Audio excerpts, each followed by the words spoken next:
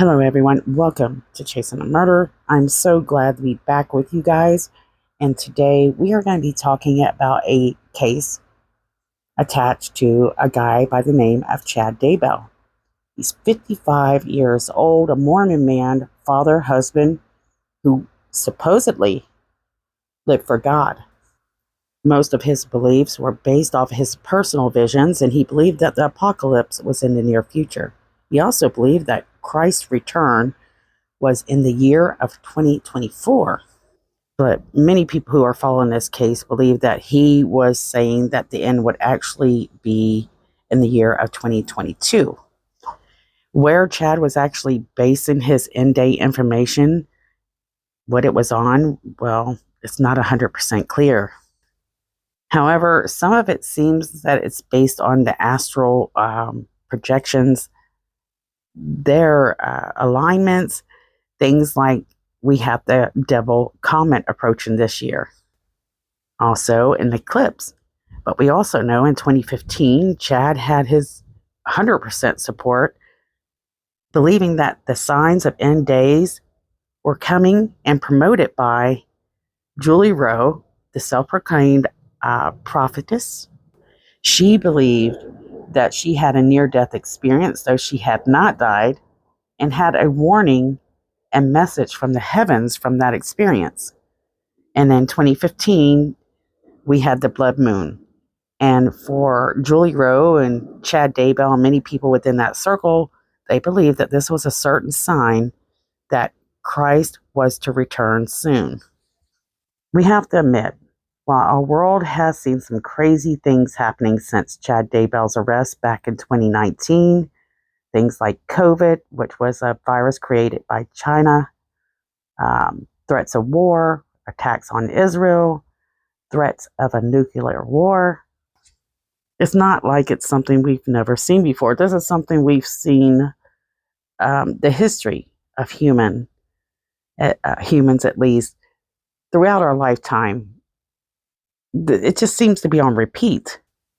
But really, you can't help but wonder how the doomsday couple feels about all these crazy things happening today. Do they feel justified or right? Most importantly, does it fuel their delusions of the return of Christ? We have no way to know how they feel. Chad Daybell's trial is just around the corner. In fact, it's April 1st of 2024. They begin jury selection. You have some of the top reporters of this story already really going to work. So you have people like Nate Eaton, Justin Lum, Nancy Grace, Keith Morrison, Adam Herbert, just to name a few. They have some treats in store for you as they cover this trial. And right now, people are not certain if people are as interested in Chad Daybell's trial as they were his lovers, Lori Vallow. I can say that a lot of people are interested in this trial. It's just, this has been going on for 4 years, and well, it's starting to get old. It was really surprising how the story kept, the headlines for so long. And now you have some of these other media sources like Court TV taking on this story, and they're starting to catch up to it and understand what's going on. But you know what was really interesting to me, and I'm wondering how it's going to go for Chad Daybell, is during Lori Vallow's trial, we knew that the jury was actually just thrown into this heap of chaos made to try to figure out what the heck is going on for, oh my gosh, it had to have been hard to figure it out. What's going on with this group of people? There were so many names to learn, so many relationships, and just the amount of people that were involved in such evil doings was just amazing to me, and be very difficult to actually follow. So we're finding now with the interview with Nate Eaton, that's what some of the jurors did believe, that they felt like they were lacking in these stories because they did not get the full picture of who these people are, their background, which made it kind of difficult to follow along. several of the jury members that were there and witnessed some of the things that we didn't get to see, at least until it was shared with us through media, are now looking for more information that we knew about what was going on behind the scenes.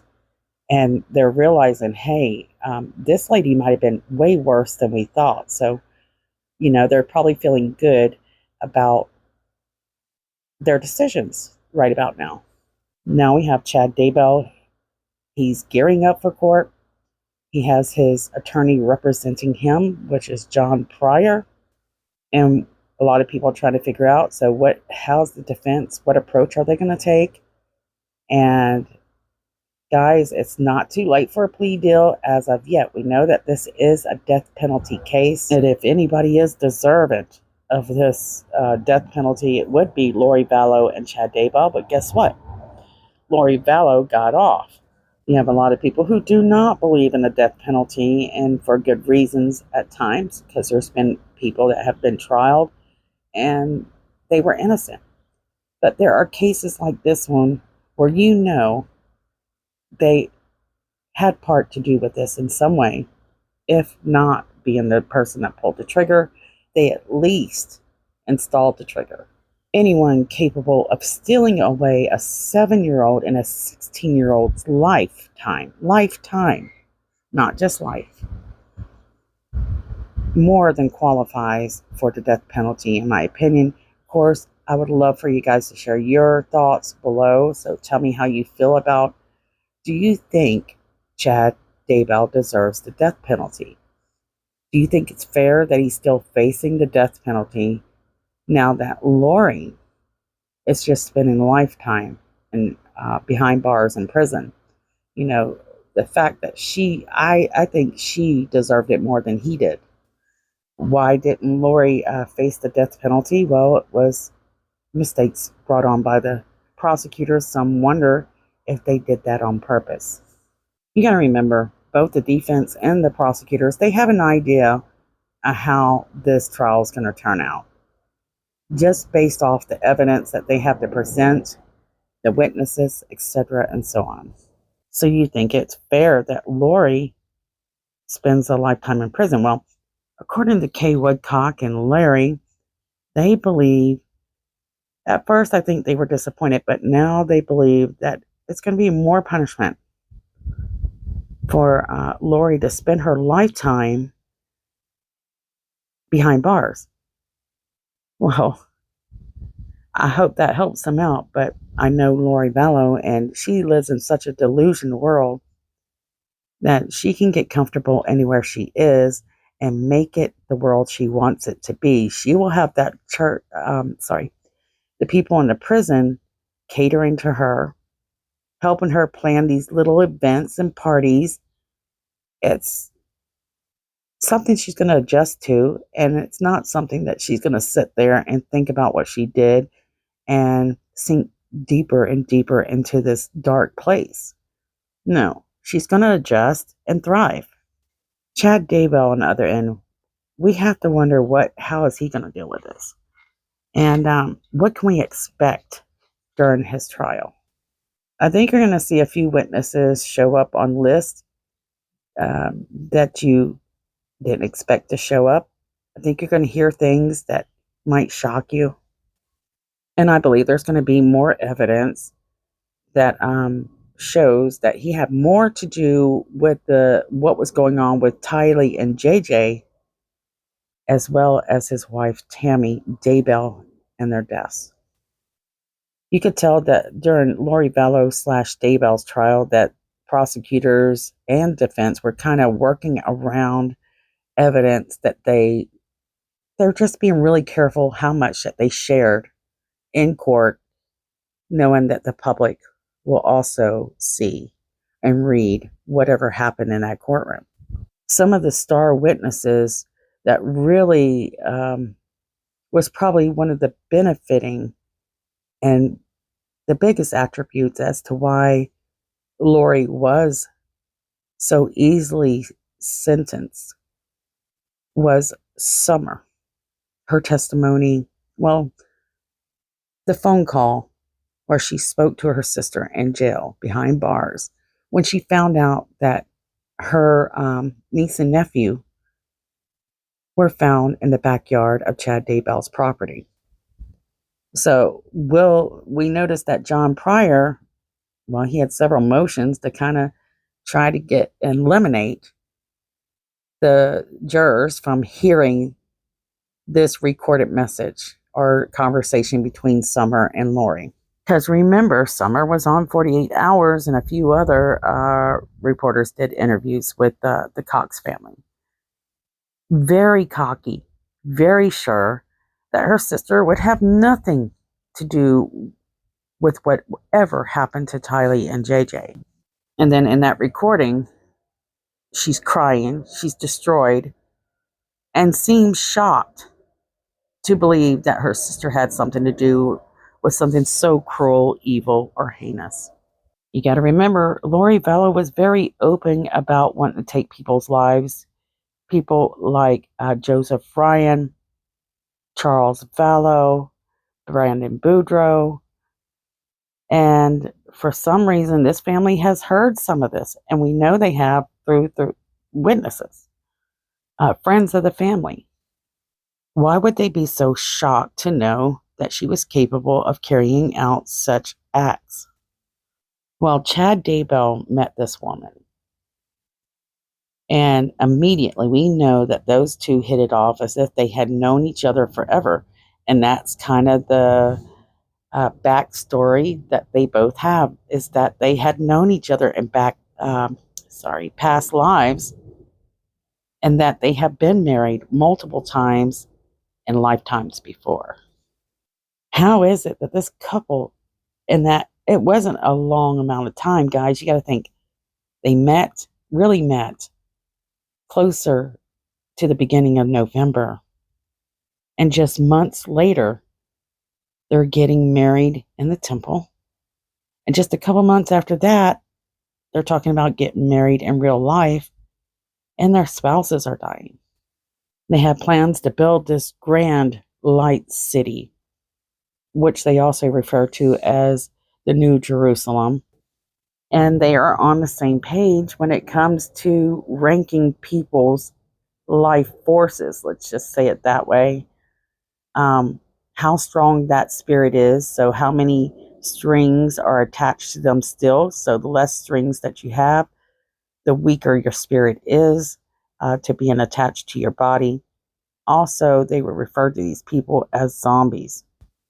They actually deemed Tylee Ryan a zombie. They deemed JJ a zombie. Charles Vallow, Brandon Boudreaux, Kay Woodcock, and several of the detectives and investigators attached to this case. So again, you hear several jurors being questioned. They're trying to pick this jury that's not going to be, biased. Someone that's kind of neutral when it comes to the death penalty. And it's kind of hard because you can hear the excitement in some of them jurors where they are desperate to be jurors on this case. They're like, most of us are like, I do not want to do anything or have anything to do with jury duty. Just don't want to. Not with this. I'm hearing several people who are like, oh gosh, yeah, I'll give up my better pay. I'll give up my children and my family time to spend weeks, months, every day with strangers I don't know, deciding whether or not Chad Daybell deserves the death penalty, or if he's even guilty. Again, we have to wonder, are they going to get only part of the story? Well, here's the thing. Chad Daybell doesn't have the craziness in his backstory like Lori Vallow did. His craziness actually began the day that he met Lori Vallow. He doesn't have any witnesses saying, yeah, I heard him talk about how he wanted to kill his sister-in-law, who he doesn't like very much. He doesn't have any of this stuff. He doesn't have any divorces under his belt. He hasn't gotten in trouble with the police. The guy is basically squeaky clean. And that's going to be John Pryor's defense. You know, let's look at his back life. It was nearly perfect until the day he met Lori Vallow. If you remember at the beginning of this story, that's what the media was. The media actually, they were going for this idea, but in reverse. So immediately, the Cox family had put out there, when they spoke to media, Lori Vallow was she was the greatest mom in the whole wide world, the greatest wife. She never did anything wrong. She didn't, sorry guys, I'm outside today. She didn't have anything bad in her background. She never threatened people's lives. And we found out that that was absolutely not the case, that she was quite evil before this case ever come along. So I believe that, if anything, the jury is familiar with this story especially. They will know that Lori Vallow has the background, not Chad Daybell. And I'm not saying Chad Daybell is a good person at all. He did not have to do the things that he did, take his own wife's life or be part of that, allegedly. He was totally taken over by lust. To see an older man, you got to remember, he's 55. 4 years ago, he was around 50 when he met Lori. These are older people. Their kids are about grown. Chad Daybell has grandchildren. And he's given up everything for lust. It was just insane. He threw away nearly a perfect life. Might not have been super perfect, but he had a wife, 5 children. He was in a community that seemed to love him, except for his own family members. Wow. So I would love to hear what you guys think. What do you think we can expect at this trial? How do you think the jury will see Chad Daybell? What is the defense approach? Do you expect that they will suddenly go with a plea deal? I think most likely the jury's probably not going to put him to death. What do you think? Before I go, guys, don't forget that we have girls that continue to go missing. People like Dulce. Poor little girl. She's still missing with no answers. She needs your help immediately. She disappeared in a New Jersey park in public. Please take a moment to share her story, her face today. And don't forget to check out all the top reporters covering this case. People like Nate Eaton, Justin Lum. You got people on Court TV. And of course, the Queen, Nancy Grace. Hit the subscribe button, hit the like button, and say hello in the comments. See you soon.